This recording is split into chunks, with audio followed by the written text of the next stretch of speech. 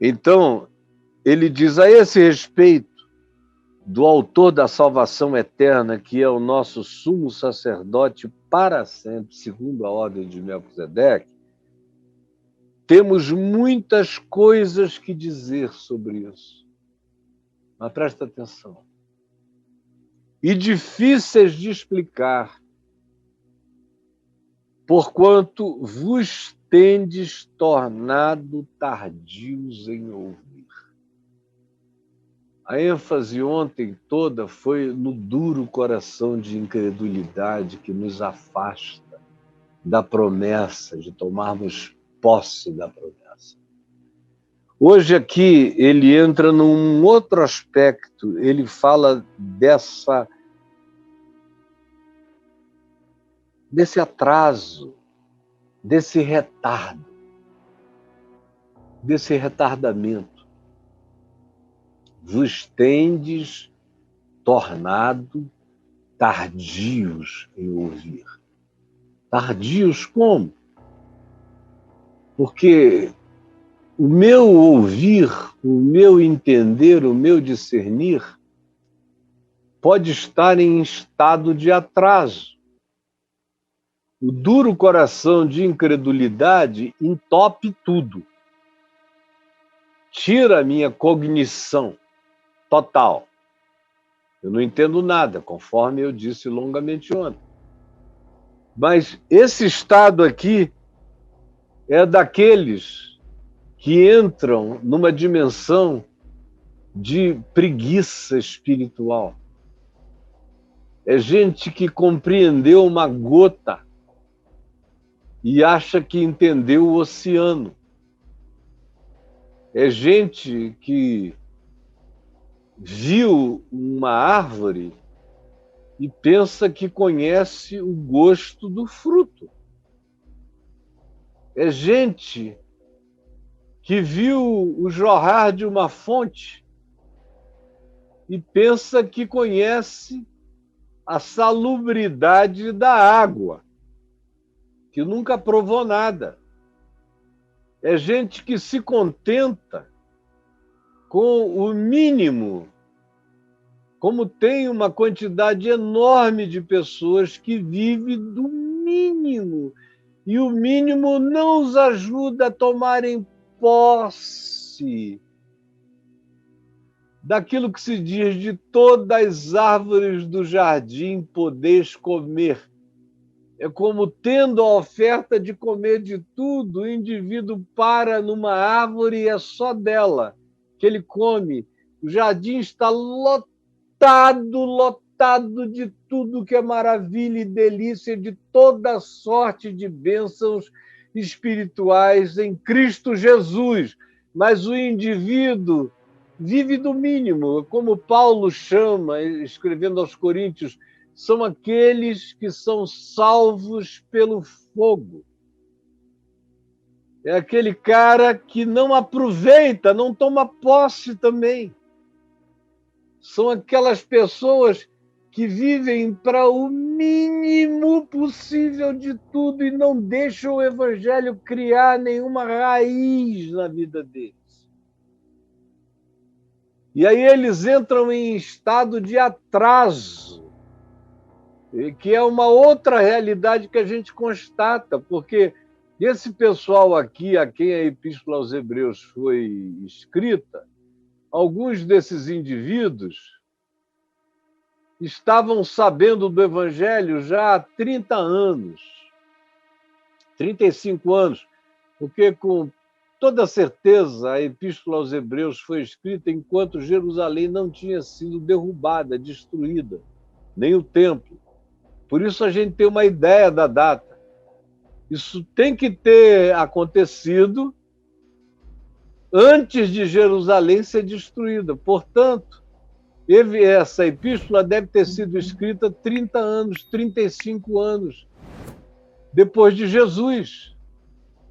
Ou seja, na realidade, ela tem 25 anos de consciência de validade sendo anunciada, porque os primeiros 10 anos A igreja ficou naquele claustro, naquela bolha de Jerusalém, não foi a lugar nenhum.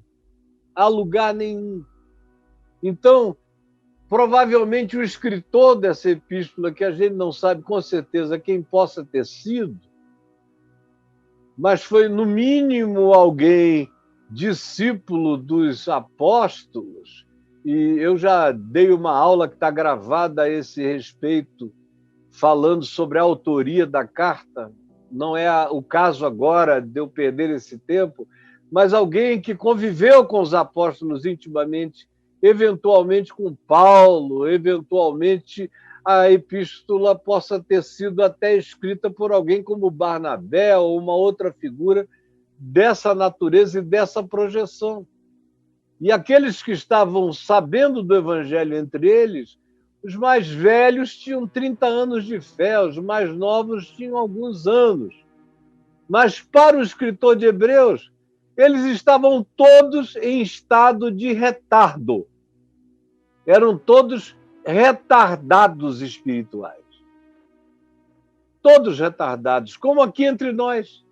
Quem não tem o coração endurecido pela incredulidade que pedra o coração da gente, que impermeabiliza, nada entra. Mas não sendo esse o caso de ter um duro coração de incredulidade, tem a história do retardamento. São os retardados. E aí, meu querido, minha querida, desculpa, não dá para poupar ninguém aqui. Porque devia estar todo mundo num outro estágio, lá na frente. O Evangelho não é promessa vazia. Ele coloca você onde ele diz que coloca você, se você quiser experimentar. Eu aprendi isso com meu pai há quase 50 anos atrás, quando ele me disse muitas vezes: meu filho, o Evangelho é verdade. Eu sei que é porque eu aproveito tudo. Eu pego, eu chupo o bagaço, eu chupo. E eu via que ele chupava o bagaço. Tem um homem que eu conheci que chupou o bagaço, que mastigou o bagaço do Evangelho, que engoliu tanto que foi arrebatado ao terceiro céu e ouviu palavras inefáveis que ele disse: são lícitas aos homens referir, meu filho, elas só são irreferíveis porque a gente não tem parâmetro descritivo nem código de linguagem. Comeu o bagaço inteiro, tirou todo o proveito, morreu em glória.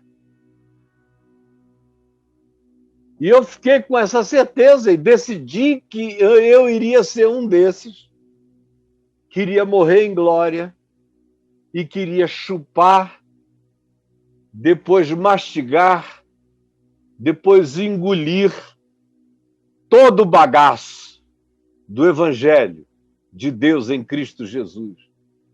Não quero ser o rei das beiradas, ficar rodando por ali, olhando, querendo aula de teologia, de doutrinação, de conhecimentos bíblicos, conhecimento do livro Bíblia, ao invés de ter a experiência do Evangelho, a experiência da palavra, a experiência de Cristo em Jesus, a experiência do Espírito Santo, a experiência do amor de Deus. Quando eu digo experiência, é comer, é provar pela fé, é tomar posse. É tomar posse. É viver a plenitude do que está sendo proposto e que já foi realizado, para que eu não tenha que ter nenhum esforço. Como eu disse ontem, o esforço é descansar e tomar posse do que foi feito e não ter o duro coração de incredulidade. E, em segundo lugar, como eu vos digo agora, não ter esse espírito tardio, como Jesus disse àqueles dois que estavam indo de Jerusalém a Emaús, está lá em Lucas, você lê no capítulo 24, eles estão indo de Jerusalém para Emaús. falando da sexta-feira, e era domingo. E o assunto deles era a morte de Jesus, como tinha sido uma decepção, como eles esperavam que ele fosse aquele que haveria de redimir a Israel, mas sendo esse já o terceiro dia, nada aconteceu. Aí eles dizem, é bem verdade que algumas das mulheres que conosco estavam, tendo ido ao sepulcro, voltaram dizendo que ele vive, mas nós não vimos nada, e já é o terceiro dia, a gente está voltando para casa, para o nosso cotidiano, para a nossa vidinha, para a nossa vidinha. Ao invés de ser vida e vida em abundância, a gente está voltando para a nossa vidinha. Como a maioria aqui estão em estado de atraso, estão vivendo dores e sofrimentos, quando na realidade a ressurreição já aconteceu. A ressurreição já aconteceu, a morte já morreu. Esse papo ficou esgotado. A notícia do Evangelho é que Cristo está vivo e eu posso me apropriar do poder da ressurreição.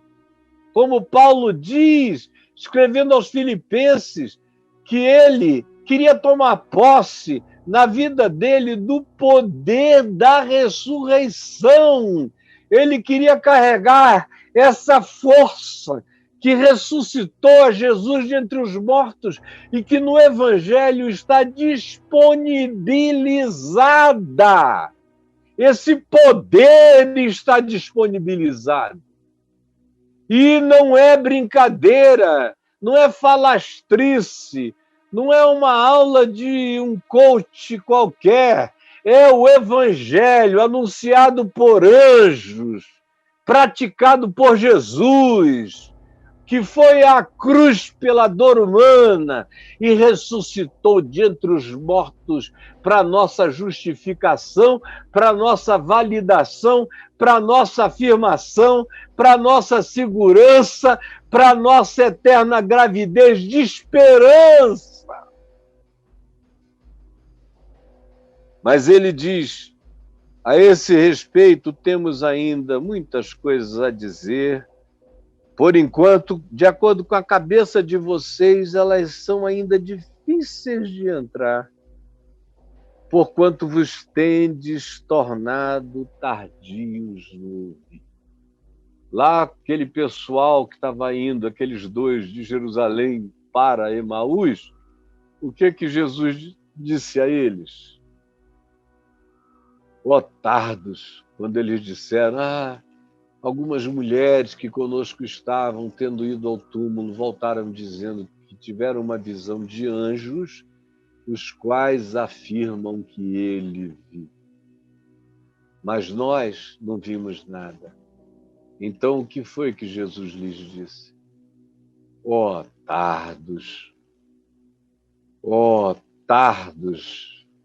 nécios foi a primeira palavra, que significa turvos de mente, que tem aquela neblina mental, que não consegue enxergar nada.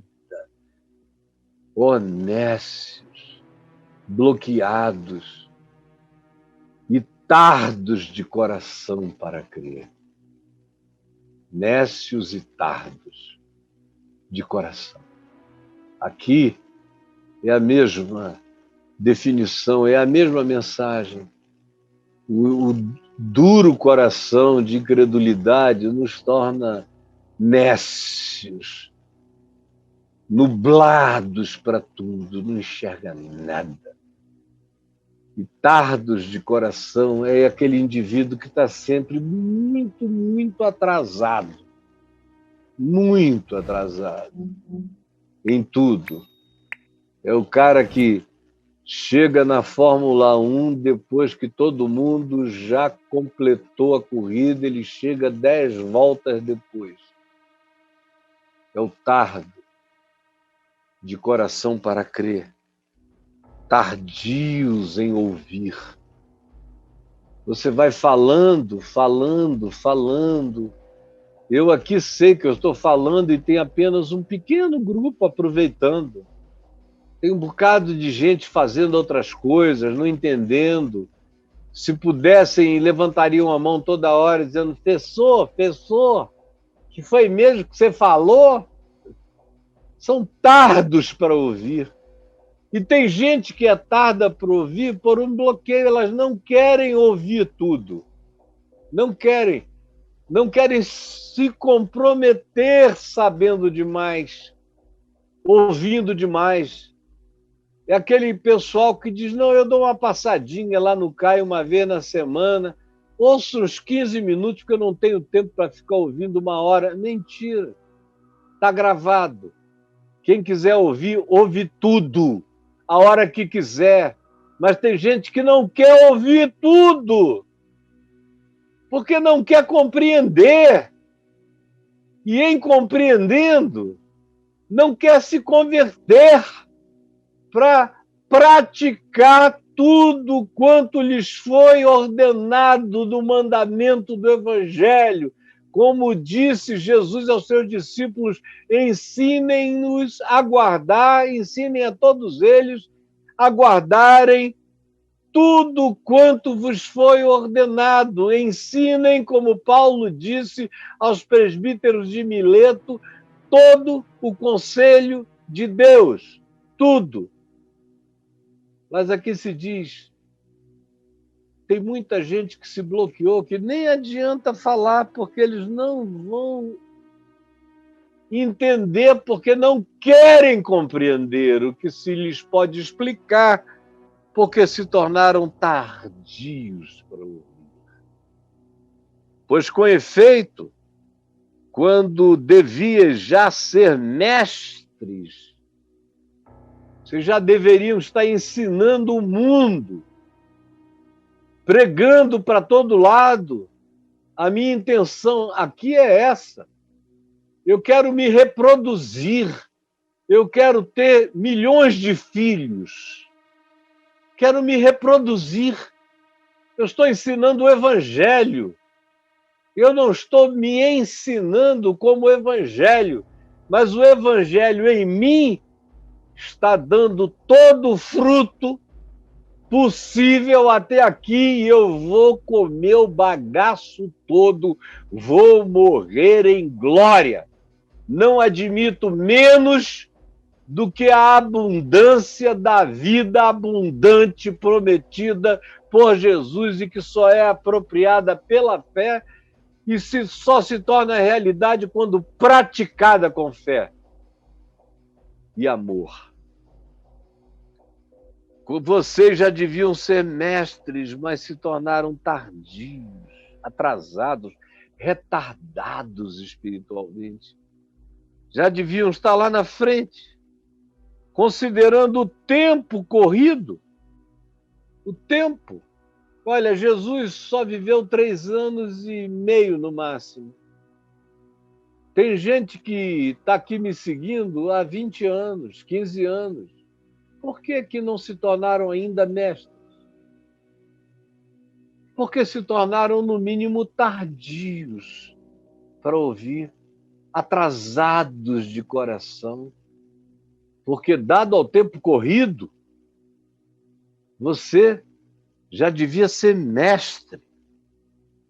Sim, não tenho a menor dúvida. No entanto, tendes sempre novamente necessidade, outra vez e outra vez, de que alguém, de que eu, Caio, vos ensine de novo quais são os princípios elementares. Até aqui, eu não falei nada do que aquilo que é absolutamente elementar. Eu só tenho podido pregar o que é elementar. Porque se eu vou um pouquinho além do elementar, ou tem gente que diz que não está entendendo nada, que o Caio é difícil de ser entendido, e é tudo mentira. porque eu vejo gente simples, sem cultura, que me ouve e me entende, porque todo mundo que quer entender compreende. É uma questão de ter o coração endurecido ou não, é uma questão de ter vontade de crescer ou não. Quem não tem vontade de crescer, delibera andar no passo mais curto para não ter que saber tudo e ter que se tornar mestre da vida, ensinando a outros o que está aprendendo com esse alguém aqui. Eu sou um alguém levantado por Deus para ensinar o Evangelho a você e a milhões de outros já há dezenas de anos, e eu peço ao Senhor que me dê mais vida, mais sabedoria, mais entendimento, mais simplicidade, mais compreensão para ensinar a sua geração e a geração do seu filho, quem sabe a do seu neto que ainda vem por aí, o Evangelho, quem sabe encontrar um grupo que queira deixar as coisas elementares